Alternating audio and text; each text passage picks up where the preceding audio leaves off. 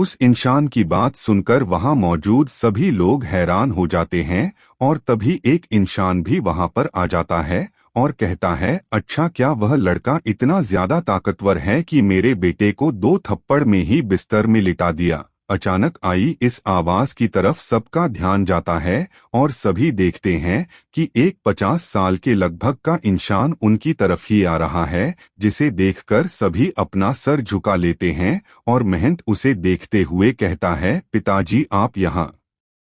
हाँ, जब मुझे पता चला कि किसी ने भरे बाजार में मेरे छोटे बेटे को थप्पड़ मारा है और मेरा बेटा उसके थप्पड़ से बेहोश हो गया है, तो मैं देखने आ गया, लेकिन मुझे बहुत ही हैरानी हो रही है कि कोई मेरे बेटे को भरी बाजार में थप्पड़ मारकर चला जाता है और तुम उसे जिंदा रहने दे रहे हो। महंत और महीन का पिता ममन कहता है, पिताजी वह मैं इसके बारे में सोच चुका हूँ कि आगे क्या करना है। शाम के वक्त उसकी लाश ही शौर्य नगर से जाएगी। महंत अपने पिता को जवाब देते हुए कहता है। इसके बाद वह आगे कहता है, आप फिक्र ना करें, मैं उसे सबके सामने ऐसी मौत दूंगा कि कोई भी हमारे परिवार की तरफ आंख उठाकर नहीं देखेगा, ना ही कोई हिम्मत करेगा।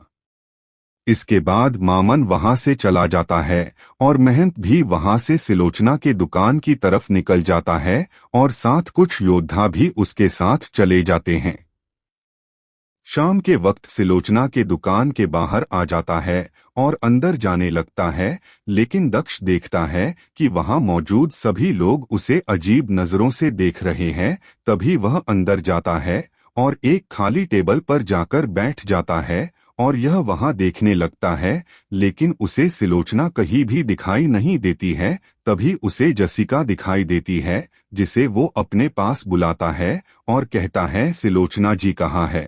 जसिका कहती है, वह अभी बाहर गई है अपन पिता के साथ, बस अभी आ जाएगी, आप यही इंतजार कीजिए। सिलोचना आपको यही इंतजार करने को कहा है और बाहर ना जाने को कहा है, आपकी जान को खतरा है।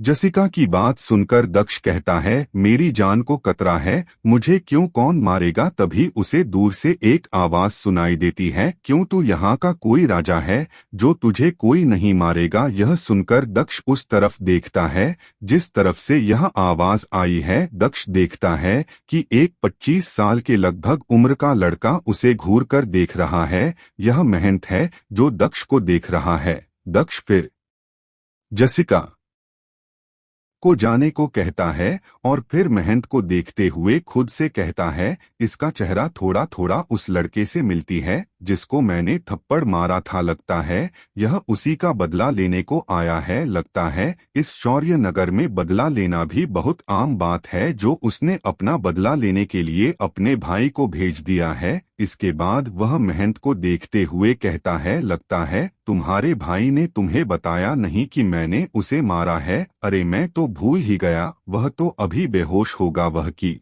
बताएगा कि मैंने उसे थप्पड़ क्यों मारा है। खैर उसने बताया नहीं तो मैं ही बता देता हूँ, उसने गलती की इसलिए मैंने उसे पीटा और बात वहीं पर खत्म हो गई। अब मैं उस बात आगे नहीं बढ़ाना चाहता हूँ, इसलिए उस बात रहने दो, मैं कोई भी लड़ाई झगड़ा नहीं चाहता हूँ। कहोगे तो मैं तुम्हारे भाई से माफी भी मांग लूंगा। महंत को देखते हुए दक्ष कहता है और फिर जसिका की तरफ देखते हुए कहता है, मैं थोड़ा बाहर एक चक्कर लगाकर आता हूँ, तब तक सिलोचना जी भी आ जाएंगी। इतना कहकर वह अपनी टेबल से उठ जाता है और बाहर जाने लगता है।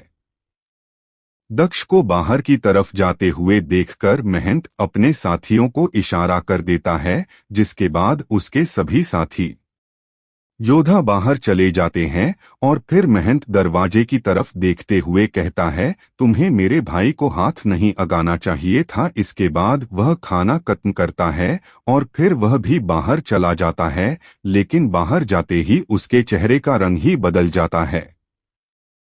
महंत के चेहरे के रंग बदलने की वजह यह है कि उसके सभी योद्धा दुकान के बाहर जमीन पर पड़े हुए हैं और दर्द से कराह रहे हैं। जसिका भी बाहर आ जाती है देखने के लिए कि आखिर क्यों महंत दरवाजे के बाहर अचानक रुक गया है करके, लेकिन वह भी बाहर के नज़ारे को देखकर हैरान हो जाती है और मन में कहती है, आखिर यह लड़का कहाँ से आया है और कितना ताकतवर है। लगता है इस बार महंत का पाला किसी ऐसे इंसान से पड़ गया है जिसके बारे इन्हें पता ही नहीं है। महंत फिर वहां से गुस्से में चला जाने लगता है, लेकिन तभी उसे सिलोचना आते हुए दिखाई देती है, जिसे देखकर वह रुक जाता है और चलते हुए सिलोचना की तरफ जाता है और उसके सामने जाकर रुक जाता है और उसका रास्ता रोक देता है और सिलोचना का हाथ पकड़ लेता है। यह देखकर सिलोचना कहती है, यह तुम क्या कर रहे हो, छोड़ो मेरा हाथ। लेकिन महंत उसके हाथ को और भी कसकर करते हुए कहता है, चलो मेरे साथ, अब से तुम मेरे घर पर रहोगी जब तक कि हमारी शादी नहीं हो जाती है। इतना कहकर वह सिलोचना को अपनी तरफ खींचने लगता है, लेकिन सिलोचना उसे धक्का देकर अपना हाथ छुड़ा लेती है और कहती, मेरी जिंदगी का फैसला सिर्फ मैं करूंगी और मुझे कहाँ पर रहना है और कहाँ नहीं और किससे मुझे शादी करनी है, यह फैसला भी मेरा ही होगा, ना कि किसी गैर इंसान की। सिलोचना महंत को गुस्से से देखते हुए कहती है। सिलोचना की बात सुनकर महंत को गुस्सा आ जाता है और कहता है, शायद तुम भूल रही हो, तुम्हारे दादाजी ने हमारी शादी तय की है और यह शादी होकर रहेगी, और अब मैं चाहता हूं कि तुम मेरे साथ मेरे घर पर रहो जब तक हमारी शादी नहीं हो जाते हैं। सिलोचना फिर हंसते हुए कहती है, कौन दादाजी, मैं उनके परिवार का हिस्सा नहीं हूं, उन्होंने पहले ही मेरे परिवार को अपने परिवार बेदखल कर दिया है और इस हिसाब से उन्होंने जो कोई भी फैसला लिया था वह अब हम पर लागू नहीं होता है, और अगर तुम मुझसे जबरदस्ती शादी करने का दबाव डालोगे तो मैं भूल जाऊंगी कि तुम सेनापति के बेटे हो। एक घर एक अंदर। रात समय महंत महीन और उनके पिता ममन एक बड़े से हॉल के अंदर बैठे हुए हैं और वहां पर एक बड़ा सा थ्रोन, सिंहासन या कहे तो एक बड़ी सी कुर्सी है, जिस पर एक इंसान बैठा है जो कोई और नहीं बल्कि शौर्य नगर का राजा शमशेर है, और उसके साइड में उसका छोटा बेटा समर बैठा हुआ है। तभी वहां पर समर के दोनों बेटे समर्थ और शशांक भी आ जाते हैं और फिर महीन और महंत के पास जाकर बैठ जाते हैं। इसके बाद सेनापति ममन अपनी जगह से उठता है और शमशेर से कहता है, आपने सिलोचना से मेरे बेटे महंत की शादी का वादा किया था, लेकिन आपकी पोती इस रिश्ते को नहीं मानती है और ना ही आपका बेटा सिलोचन इस रिश्ते को नहीं मानता है। अब आप ही बताइए हमें क्या करना चाहिए। शमशेर कुछ कहने ही वाला था कि तभी महीन अपनी जगह से उठता है और कहता है, वह लड़का सिलोचना को अपने साथ लेकर गया है और पता नहीं वह उसके साथ क्या क्या करेगा, और हम नहीं जानते हैं कि वह लड़का कौन है। तभी वहां पर एक योद्धा आता है और उसके हाथ एक बड़ा सा पोस्टर अही वह चुपचाप आता है और वही पास में रखी है छोटी सी टेबल में रखकर चला जाता है, जिसके बाद महीन की नजर उस पोस्टर पर पड़ती अही, जिस वजह से महीन उस पर बनी तस्वीर को देखते हुए कहता है, हाँ यही वह लड़का है जिसने सिलोचना को अपने साथ लेकर गया है। तभी सबकी नजर उस पर चली जाती है और सेनापति ममन उस तस्वीर को उठाता है और कहता है, यह तो दक्ष है, वही लड़का जिसने बसौना और हिमांशु की सारी शक्तियां छीन ली है और अब यहाँ पर आ गया है। हमें उसके यहाँ से जाने से पहले ही सबक सिखाना चाहिए, वरना हमारी पूरे शौर्य नगर में मजाक बनकर रह जाएगा। शमशेर भी ममन की बात से सहमत होते हुए कहता है, सही कह रहो तुम समर्थ, अभी जाओ और जाकर सिलोचना को लेकर यहाँ पर आओ। जिसके बाद समर्थ वहां से तुरंत ही निकल जाता है, लेकिन महंत शमशेर को देखते ही कहता है, वह लड़का ताकतवर है, उसे अकेले मत भेजिए। लेकिन शमशेर उसकी बातों को नजरअंदाज करते हुए कहता है, वह मेरा पोता है और वह तुमसे भी ज्यादा ताकतवर है, वह उस लड़के को संभाल लेगा। दूसरी तरफ जसिका होश में आते ही नगर भर में सिलोचना के बारे पूछने लगी, लेकिन उसे सिलोचना और का कुछ भी पता नहीं चला। लेकिन उसे यह जानकर राहत मिली कि वह महंत के साथ नहीं है, लेकिन वह एक लड़के के साथ है, जिसे जानकर उसके मन में बहुत से ख्याल आने लगे, अच्छे भी और बुरे भी, और फिर थककर अपने घर चली गई। कुछ देर के बाद समर्थ वहां पर पहुंच जाता है जहां पर दक्ष रुका हुआ है। दक्ष अभी अभी नहाने के बाद बाथरूम से बाहर आया था और उसने सिर्फ एक कमर एक नीचे एक टॉवल लपेटा हुआ है और बाकी शरीर बिना कपड़ों के है। और उसी कमरे के बिस्तर पर सिलोचना लेटी हुई है जो अभी भी बेहोशी की हालत में है, जिसे देखते हुए दक्ष कहता है पता नहीं उसने इस पर कौन सा जादू किया है जिस वजह से यही अभी तक बेहोश है। तभी दक्ष की नजरें सिलोचना के कंधे पर चली जाती है जिस पर थोड़ा सा खून दिखाई दे रहा है और उसे देखते हुए खुद से कहता है शायद बेहोश होने के बाद जमीन पर गिरने से आ गया होगा। और फिर वह सिलोचना के पास जाता है और उस घाव को देखने की कोशिश करता है, लेकिन दक्ष को उसके कपड़ों की वजह से वह घाव दिखाई नहीं दे रहा है, जिस वजह से वह उसके ऊपर के कुछ कपड़े उतारने की सोचता है और उसे एक चादर ढक देता है और चादर के अंदर अपने हाथ डालकर उसके कपड़े उतारने लग जाता है और कमर के ऊपर के कपड़े उतार देता है और फिर चादर को सीने से नीचे ढक देता है जिससे उसे सिर्फ दोनों कंधे दिखाई देते हैं।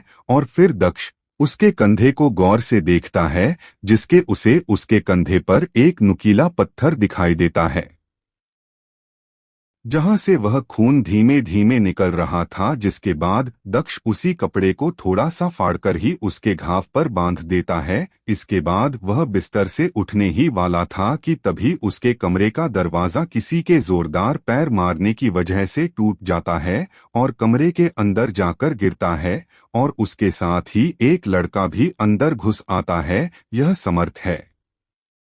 दक्ष उसे देखते हुए कहता है कौन हो तुम, इस तरह अंदर क्यों घुसे आ रहे हो? पता नहीं है कि किसी के कमरे एम इस तरह नहीं बिना पूछे आना अच्छी बात नहीं है। तभी वहां पर उस मकान का मालिक आ जाता है और दक्ष को देखते हुए कहता है मैंने इन्हें रोकने की बहुत कोशिश की लेकिन यह जबरदस्ती अंदर आ गए। यह सुनकर दक्ष कहता है ठीक है कोई बात नहीं, मेरे लिए दूसरे कमरे का इंतजाम करो। इस कमरे का दरवाजा टूट गया है इसलिए, और इस बदतमीज को मैं देख लूंगा। इसके बाद वह मकान मालिक वहां से चला जाता है। मकान मालिक के जाने के बाद दक्ष फिर समर्थ को देखते हुए कहता है तुम यहाँ से जाओगे या फिर मुझे धक्के मारकर निकालना होगा। इतना कहकर दक्ष बिस्तर से उठता है और अपने हाथ में पकड़े कपड़े को एक तरफ रख देता है, जिसके बाद समर्थ कहता है क्या किया है तुमने मेरी बहन के साथ? वह तुम्हारे बिस्तर में बेहोश क्यों पड़ी हुई है? तभी दक्ष कहता है क्या तुम शौनक हो? समर्थ नामे अपना सर हिलाते हुए कहता है नहीं, मेरा नाम समर्थ है और मैं रिश्ते में इसका भाई लगता हूँ। दक्ष हंसते हुए कहता है भाई का फर्ज होता है बहन की रक्षा करना, लेकिन तुम अपने इस फर्ज में नाकामयाब हुए। दक्ष की बात सुनकर समर्थ को लगा कि उसे आने में देर हो गई है और दक्ष ने वह सब कर लिया जो करना चाहता था, क्योंकि दक्ष आधा नंगा और सिलोचना बिस्तर में चादर से ढकी हुई है और सीने के ऊपर ही उसके शरीर का हिस्सा दिखाई दे रहा है और दक्ष के हाथ में उसके कपड़े का हिस्सा भी था जिसे उसने एक तरफ रख दिया है। इसके बाद समर्थ उसे देखते हुए कहता है तुम्हारी तो तुमने मेरी बहन के साथ क्या किया है? लेकिन दक्ष उसकी बात का जवाब नहीं देता है और उसे देखते हुए कहता है तुम्हें इससे क्या, यह तो तुम्हारे परिवार का हिस्सा नहीं है और मैं जो भी इसके साथ करूं इससे तुम्हें क्या, और वैसे भी तुम्हारा इससे कोई भी लेना देना है। मैंने यहाँ आते ही तुम्हारे परिवार और पूरे विक्रम सिटी के बारे पता किया है, इसलिए यहाँ से चुपचाप चले जाओ। यह तुम्हारी बहन नहीं है, यह जिसकी बहन है वह बाहर चुपचाप खड़ा होकर हमारी बातें सुन रहा है। इसके बाद दक्ष बाहर की तरफ देखते हुए कहता है क्या तुम बाहर आओगे? दक्ष की बात खत्म होने के बाद बाहर से एक लड़का अंदर आता है जिसे देखकर समर्थ की सिट्टी पिट्टी गुल हो जाती है और उसे देखते हुए कहता है शौनक भाई आप यहाँ, अच्छा हुआ आप यहाँ। लगता है तुम्हें मेरे यहाँ आने से अच्छा नहीं लगा? शौनक एक शांत आवाज में समर्थ से कहता है नहीं नहीं भाई, मुझे आपसे अच्छा लगा कि आप यहाँ आए। अब आप ही इस लड़के को सजा दीजिए। यह लड़का हमारी बहन को बेहोशी की हालत में यहाँ लेकर आ गया है और इसने उसके साथ समर्थ कहता है, मैं जानता हूँ यहाँ पर क्या हुआ है। शौनक समर्थ से कहता है और फिर उसे कुछ देर के लिए बाहर जाने को कह देता है। समर्थ के बाहर जाने के बाद शौनक अपने और दक्ष के चारों ओर एक शक्तियों का घेरा बना देता है, जिससे उनकी बात कोई भी नहीं सुन सकता है। फिर वह दक्ष को देखते हुए कहता है, मैं जानता हूँ आज जो कुछ भी हुआ और तुमने मेरी बहन तुम्हारे बिस्तर में या कर रही है यह भी जानता हूँ, और तुमने कुछ देर पहले तुमने क्या किया वह भी जानता हूँ। इसके बाद शौनक अपने हाथ जोड़ता है और कहता है, क्या मैं उनसे कुछ मदद मांग सकता हूँ? दक्ष हाँ में अपना सर हिला देता है, जिसके बाद वह आगे कहता है, मैं चाहता हूँ कि तुम मेरी बहन का कुछ दिनों तक ध्यान रखो जब तक कि मैं वापस नहीं आ जाता हूँ, क्योंकि मैं कुछ दिनों के लिए मैं कौशल सिटी जा रहा हूँ और मेरे पिता भी कुछ काम से बाहर चले गए हैं और सेनापति के बेटे की गंदी नजर मेरी बहन पर है। दक्ष कौशल सिटी का नाम सुनकर कहता है, मैं भी वही के लिए निकला हूँ, इसलिए जल्दी आना जब तक मैं तुम्हारी बहन की हिफाजत करूँगा। इसके बाद शौनक वहां से चला जाता है और जाते हुए एक नज़र समर्थ को देखता है और कहता है, वह सिर्फ मेरी बहन है और किसी की नहीं। इसके बाद फिर समर्थ अंदर आता है और दक्ष को देखकर कहता है, लगता है शौनक ने तुम्हें बख्श दिया है, लेकिन मैं उसकी तरह नहीं हूँ। अब तुम मुझे सिलोचना को ले जाने दो वरना मैं तुम्हें जान से मार डालूंगा। तभी दक्ष कहता है, मैं भी तुम्हें एक बात बता दूं, मैं भी दूसरों की तरह नहीं हूँ। इतना कहने के बाद दक्ष सिलोचना की तरफ देखते हुए कहता है, अब यह कुछ दिनों तक मेरे साथ ही रहेगी, इसलिए चुपचाप यहाँ से चले जाओ। इतना कहने के बाद दक्ष सिलोचना के पास जाने लगता है, लेकिन दक्ष उसके पास पहुंच पाता उससे पहले ही समर्थ उस पर पीछे से अपनी शक्तियों से हमला कर देता है और दक्ष से टकरा जाता है और दक्ष दूर जाकर गिरता है, लेकिन तुरंत ही उठ जाता है और कहता है, मैं तुम्हारी पहली गलती माफ करता हूं क्योंकि मैं तुम्हारे नगर में हूं। लेकिन समर्थ दोबारा हमला करने की तैयारी करने लगता है। यह देखकर दक्ष उसे रोकते हुए कहता है, रुको रुको, हम पहले बात कर लेते हैं। समर्थ रुक जाता है और कहता है, तुम्हें पहले सोचना चाहिए था। इतना कहने के बाद दक्ष पर हमला कर देता है और शक्तियां उसके सीने से जाकर टकरा जाती है और दक्ष के सीने पर एक दरार आ जाती है। यह देखकर समर्थ के चेहरे पर मुस्कान आ जाती है, लेकिन तभी उसे दक्ष की भारी आवाज सुनाई देती है, मैंने कहा था ना कि मैं सिर्फ पहली गलती माफ करूंगा। इसके बाद दक्ष उसकी तरफ जाने लगता है, लेकिन समर्थ भी मुस्कुराते हुए कहता है, आजा, मैं अभी तुझे मौत के दर्शन कराता हूँ। इतना कहने के बाद वह दक्ष पर वापस से हमला कर देता है, लेकिन वह हमला दक्ष तक पहुंच भी पाता उससे पहले ही दक्ष अपने जगह से गायब हो जाता है और समर्थ के पीछे आ जाता है और कहता है,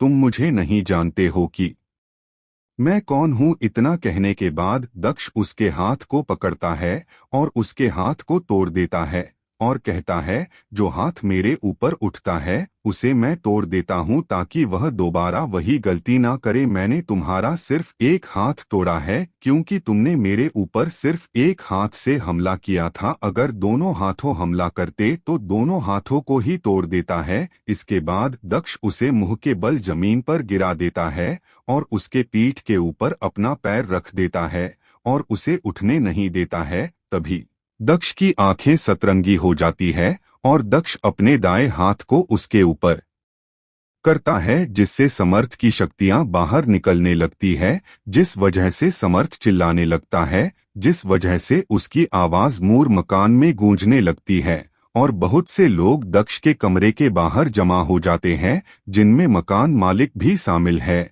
और यह सब देखकर वह हैरान हो जाता है। समर्थ की शक्तियों दक्ष पूरी तरह नहीं निकालता है, लेकिन दक्ष ने उसकी इतनी शक्तियां निकाल ली थी कि वह अब एक शूरवीर योद्धा ही रह गया था। इसके बाद दक्ष समर्थ को देखते हुए कहता है, अब तुम्हारी शक्तियां मेरे पास रहेगी जब तक कि शौनक वापस नहीं आ जाता है। इतना कहने के बाद दक्ष वहां से सिलोचना को चादर में लपेटकर दूसरे कमरे में चले जाता है और समर्थ वही जमीन में पड़ा रहता है। इसके बाद वह उठता है, लेकिन वह अपने अंदर की शक्तियों को कम महसूस करता और कहता है, क्या सच में उसने मेरी शक्तियों को आधी कर दिया है। वह सब कह ही रहा था, तभी उसे महसूस होता है कि कमरे के बाहर मौजूद सभी लोग किसी से डरकर भाग रहे हैं और उन सभी के वहां से जान के बाद दक्ष वहां पर आ जाता है और दक्ष को देखते हुए समर्थ कहता है, तुम यहाँ फिर से, अच्छा तो तुम डर गए और मुझे मेरी शक्तियां वापस देने आए हो।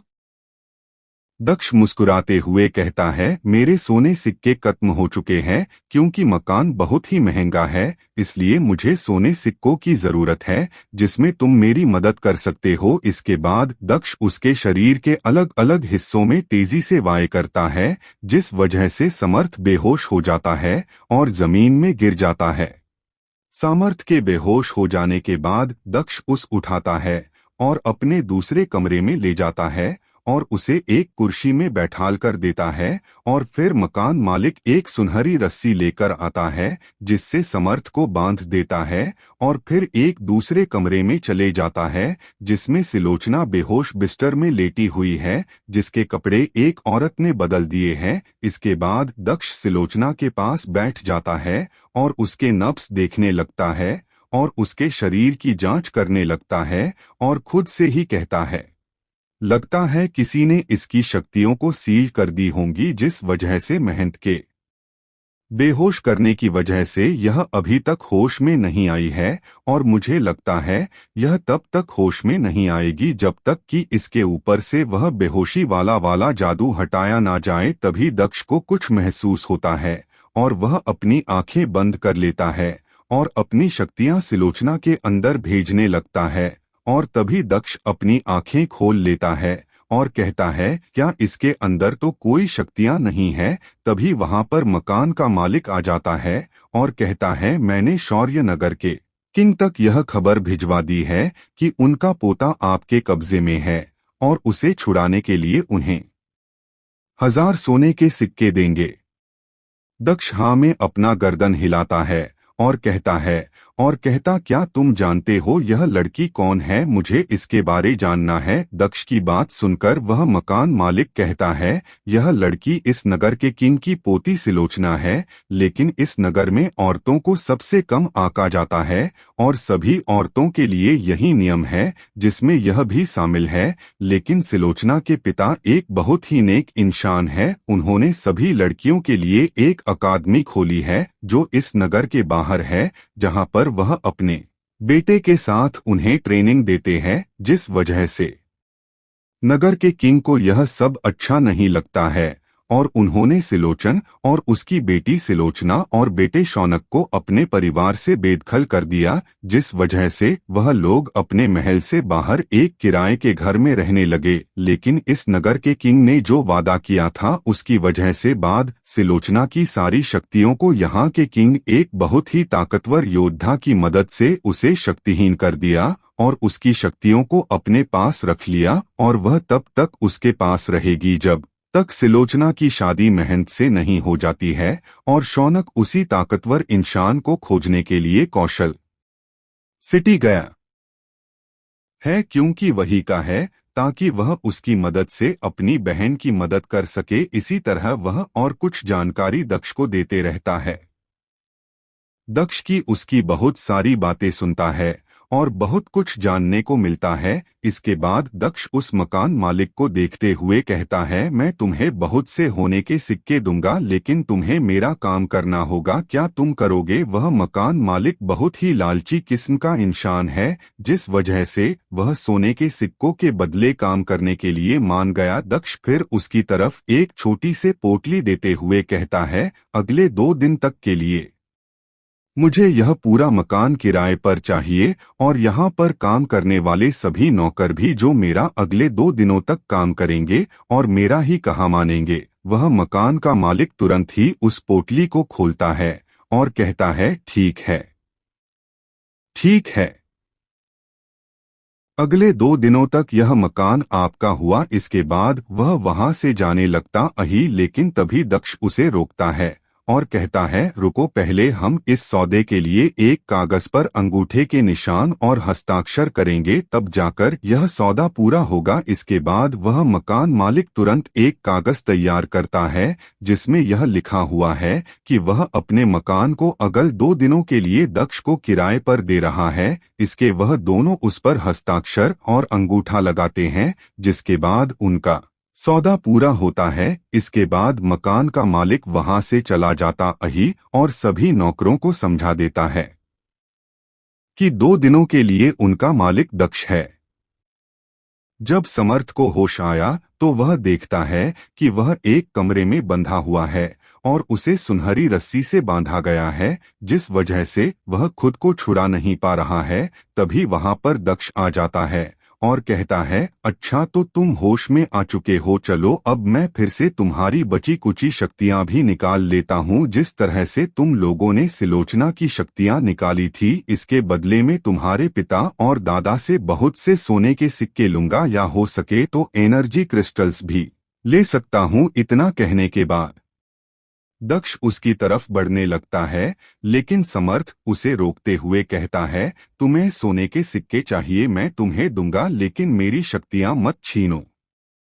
लेकिन दक्ष हंसते हुए कहता है, किसने कहा कि मैं तुम्हारी शक्तियों के बदले सोने के सिक्के लूंगा? मैं तो तुम्हारी जान के बदले उनसे सोने के सिक्के लूंगा। इसके बाद दक्ष अपने कमर के ऊपर के कपड़े उतारता है, जिसके बाद समर्थ देखता है कि दक्ष के सीने पर अभी भी दरारें मौजूद है, जिससे उसकी कुछ हड्डियां भी दिखने लगी है। इसके बाद दक्ष एनर्जी क्रिस्टल निकालता है जो समर्थ की शक्तियों से ही बनी है, उसे निकालकर अपने मुंह में रखता है और निगल जाता है। यह देखकर समर्थ कहता है, यह तुमने क्या किया? तुमने उस क्रिस्टल को निगल लिया, यह तुम्हारे लिए खतरनाक हो सकता है। लेकिन समर्थ यह सब कहते कहते रुक जाता है और वह देखता है कि दक्ष के सीने की दरार कुछ कुछ भर गया है, लेकिन पूरी तरह नहीं भरा है।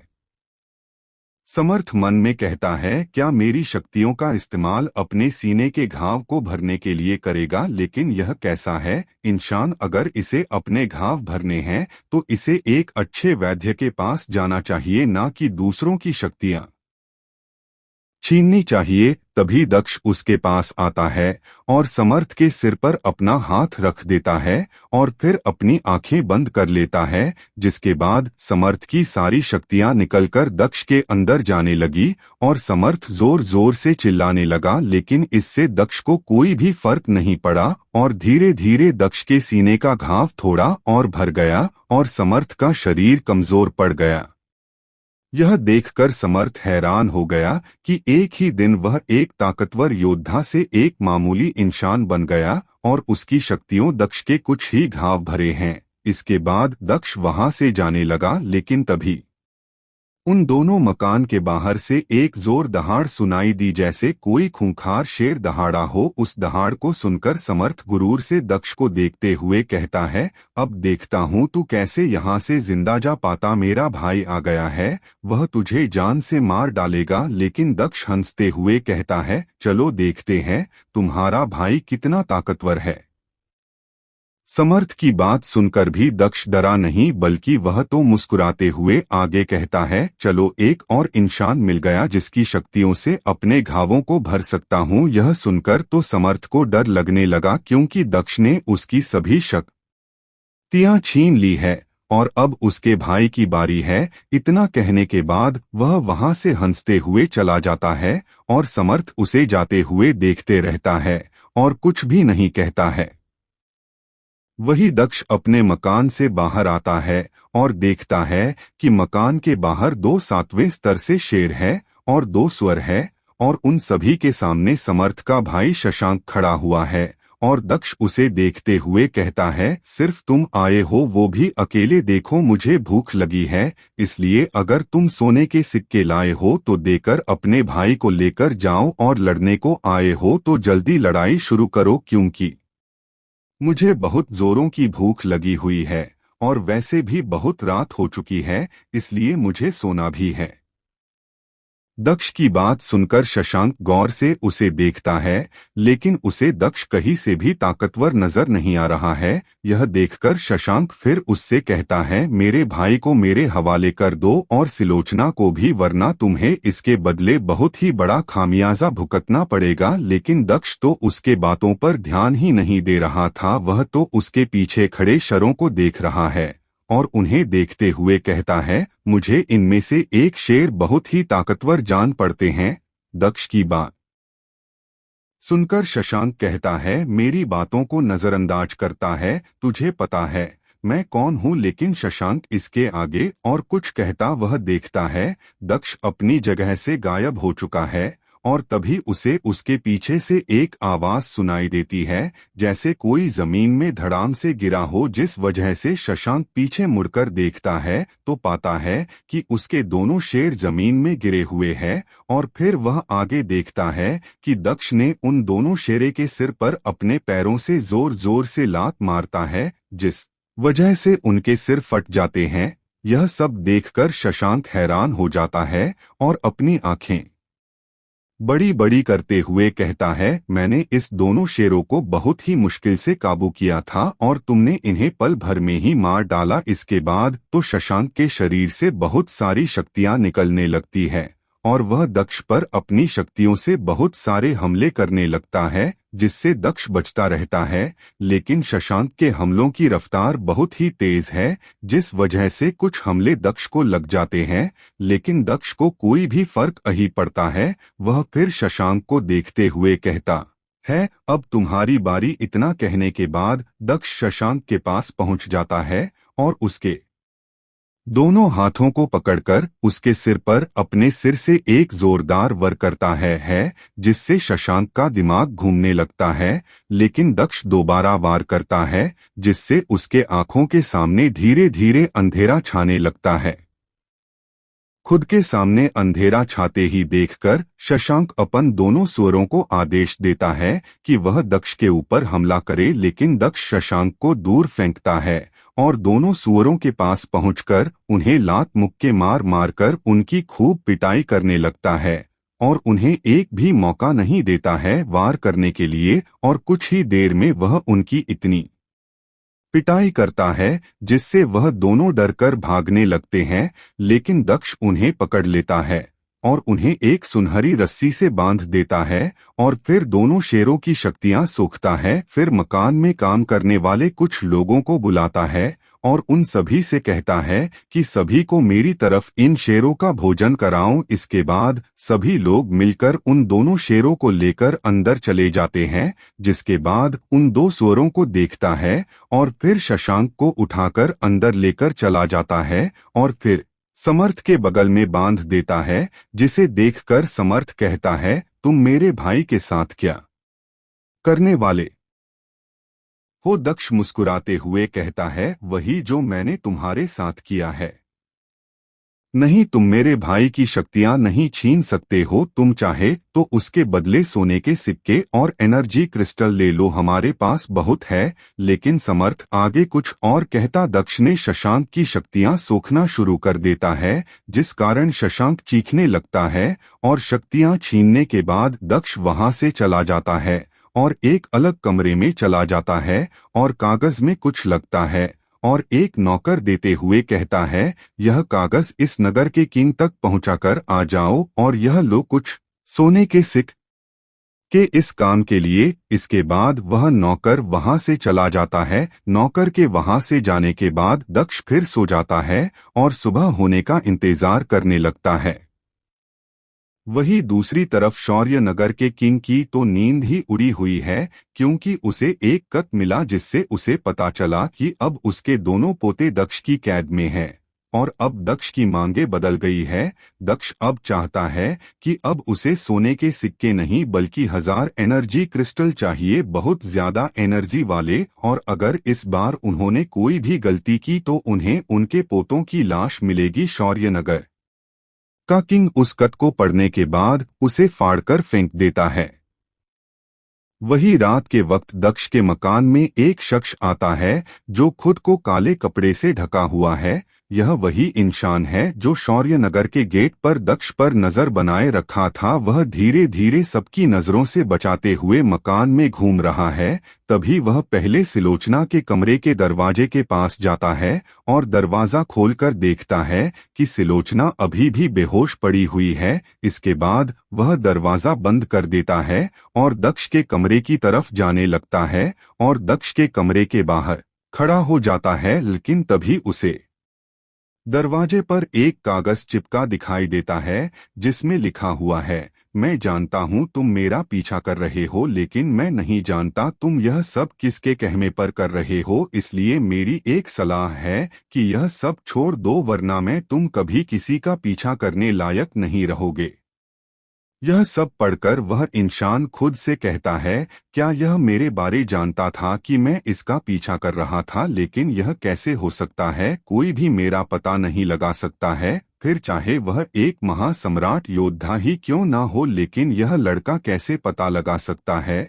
और यह लड़का जिंदा कैसे हो सकता है? लेकिन मैं भी कोई मामूली इंसान नहीं हूँ और मैं तुम्हें आज मारकर ही रहूंगा, वरना उन्हें पता चला कि तुम अभी भी जिंदा हो फिर तो वह हमें बहुत ही दर्दनाक मौत देंगे। इतना कहने के बाद दक्ष के कमरे का दरवाजा खोलता है और अंदर चला जाता है। लेकिन जैसे ही वह अंदर जाता है उसकी आंखें खुली खुली रह जाती हैं।